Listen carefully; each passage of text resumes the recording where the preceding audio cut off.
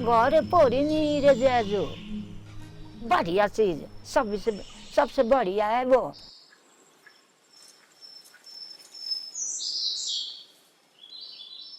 Juju is bird and Rana is king. So to locals, this is king of birds. The local people love it so much that they want to have their own local taxonomy. जंगले रहना राज्य देवने जाए हिंदी भाई खील के आ देवने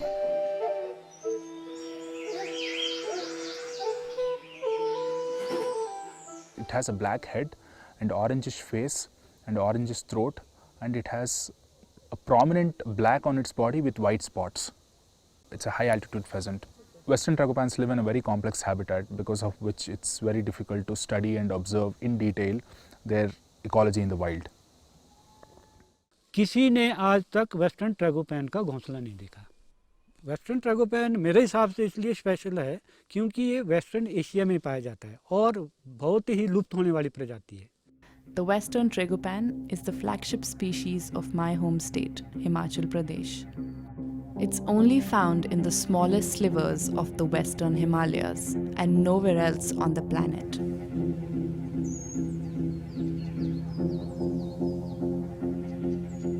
The Great Himalayan National Park is one of the last pristine landscapes left in India, and many hidden creatures live here, sharing their home with the king of birds. I wanted to film this mythical creature, and what I got to experience was the passion of a few people who are trying their best to protect it.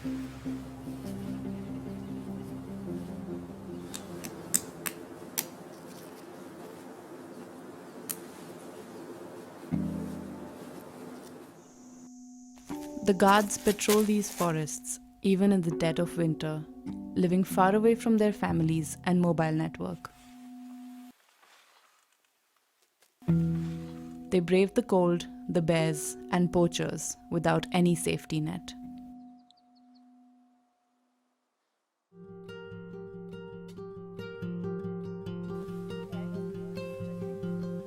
Filming the more common pheasants also felt rewarding in this landscape. For months, getting close to these birds seemed impossible. But somehow, I had a feeling we would find them. A few months into our research, on a cold April morning, I saw him for the first time. It was only a fleeting glimpse.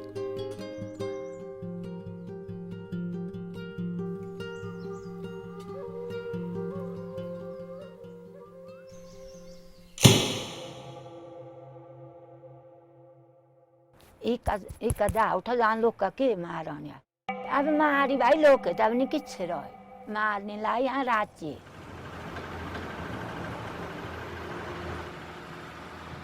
Human disturbances is a very major reason why the habitat of the bird is shrinking. We are losing a lot of biodiversity across the globe. Reversing this process should start somewhere.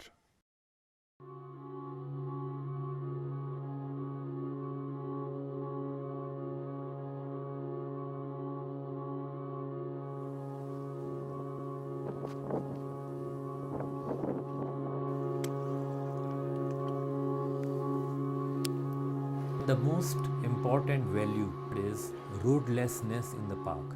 Great Himalayan National Park Conservation Area, GHNPCA, that will be about 3,000 square kilometers, which is remarkable. Because nowhere in Western Himalayas we see such a compact area devoid of habitation. So that is an ace in conservation. There is another group of people who are losing their sleep for this bird. They are the ones who breed them in captivity.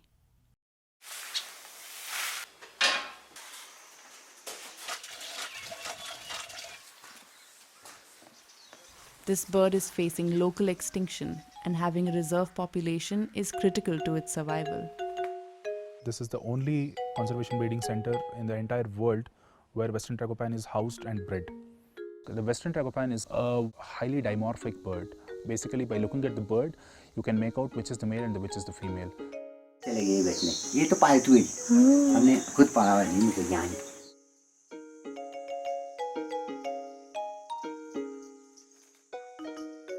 मेरा नाम रोशन लाल डोगरा जी, मेरे को अभी 20 साल हो गई pantry में काम करके जी।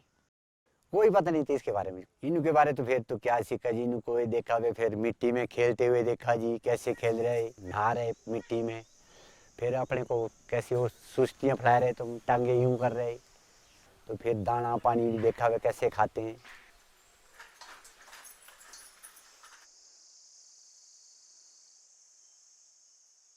There's a very unique thing about them. These are elevated nesters.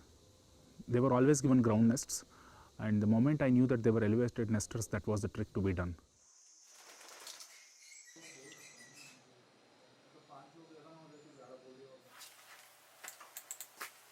Since the past 7 years, we have actually managed to breed 37 chicks by natural means, which is in itself a great achievement. It's not easy to breed a shy territorial bird.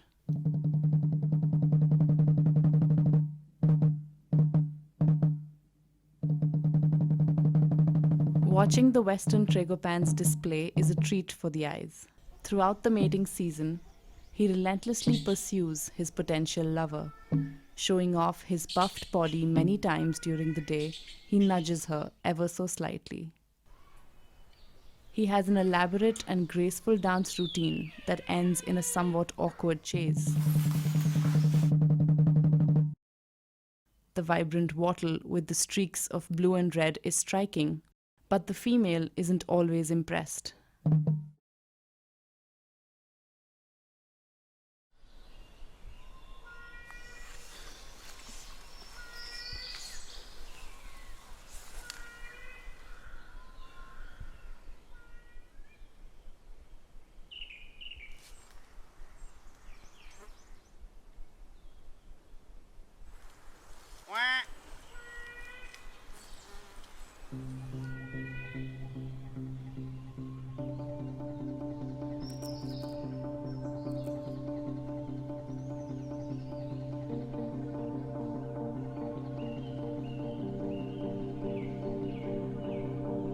I couldn't believe he let us see him for so long. He truly was the king of the jungle. What are the wild habits of the Tragopan? Why does the Tragopan species occur in a particular habitat, and what are the factors which actually govern this is something which really needs to be studied.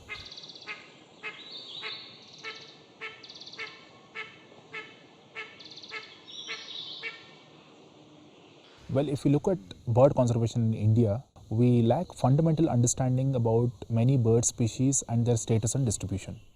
Pheasants are one such group of birds which are very poorly studied. With its very rare and elusive nature, Tragopan makes it to the top of the list. In these forests, biologists are making new discoveries to this day.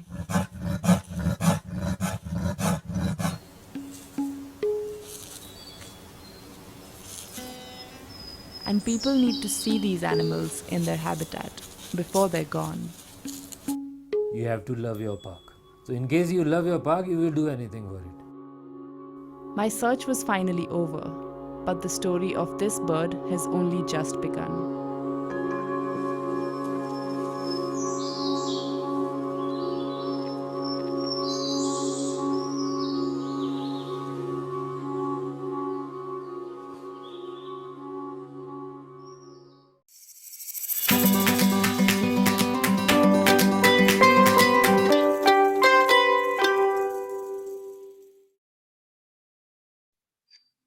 Thanks, Munmun. That was a great film. I wanted to ask you a few questions. So first up, I wanted to ask you that what is the process you follow for selecting the subjects of your film?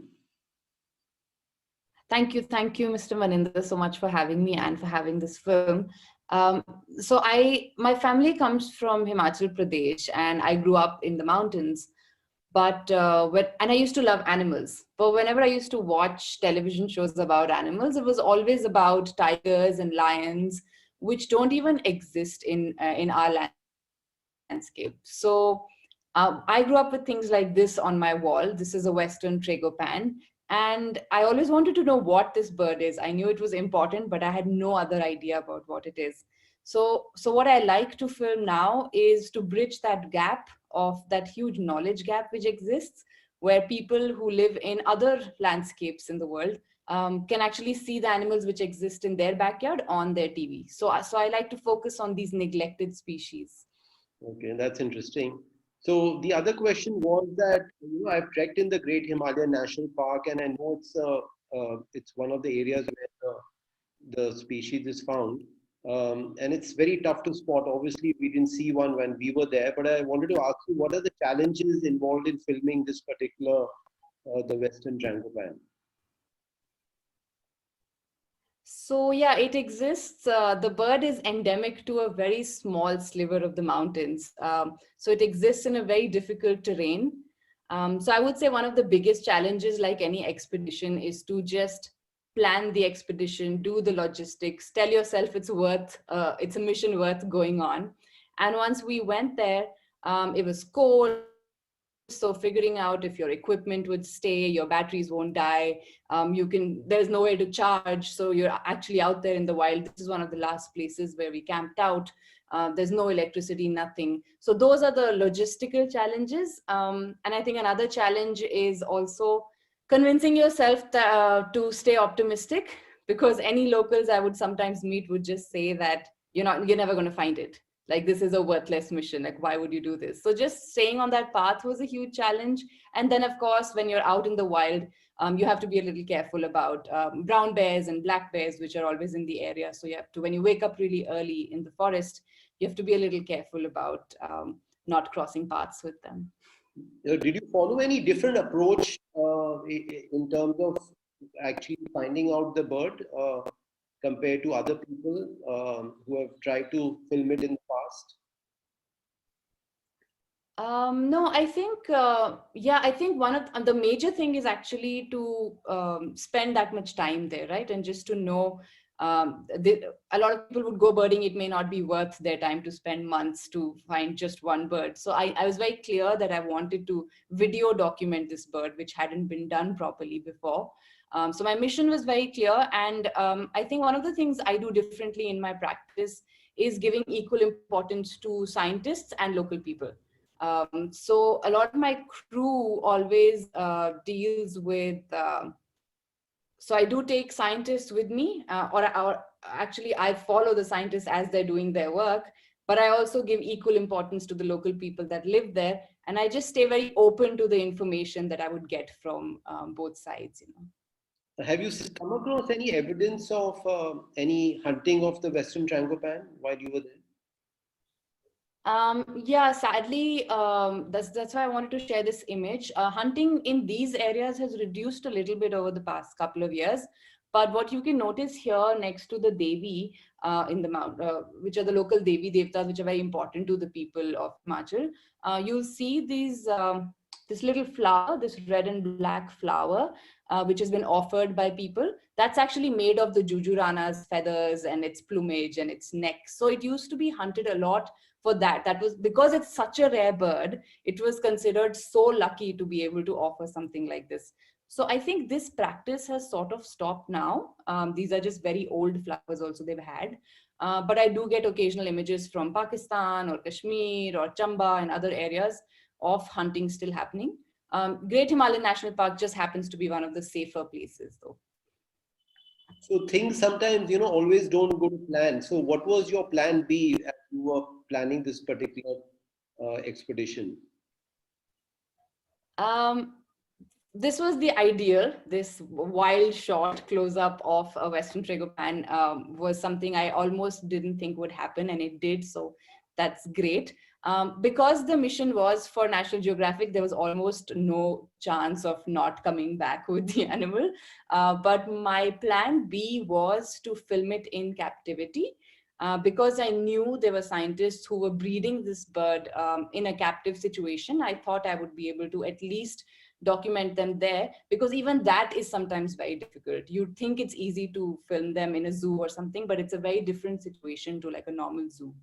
So that was my plan B, that at least I can get some behavior from That's captivity. interesting. That why is this captive breeding going on? I'm not clear on that. What is the objective of this exercise?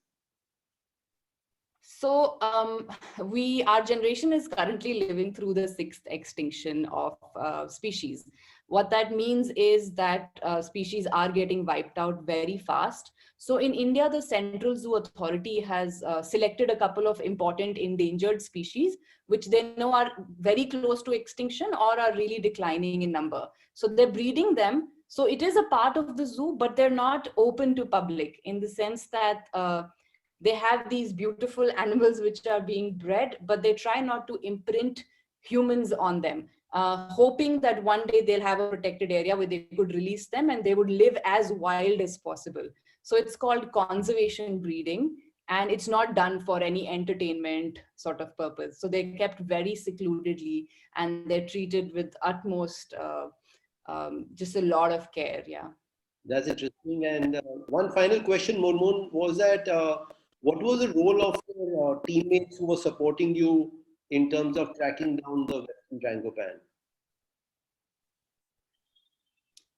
Yeah, I think I'm just, as the expedition leader or film director, I think you're nothing but just a follower in a way. You know, the biggest part I bring in is the time, the money, and just the collaborative spirit.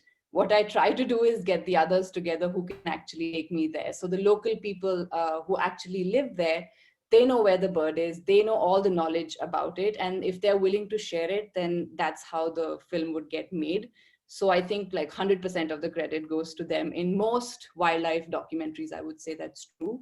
So the local people were, say, 50% of the story, and the 50% would also be the scientists who are working there. So I did work with some young scientists from Wildlife Institute of India.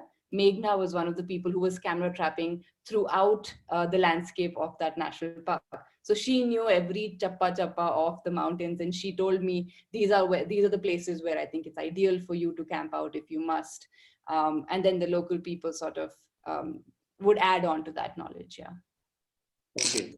Thank you, Munmun, and a great film, and we really enjoyed seeing it. Thank you. Thank you. Thank you so much for having me.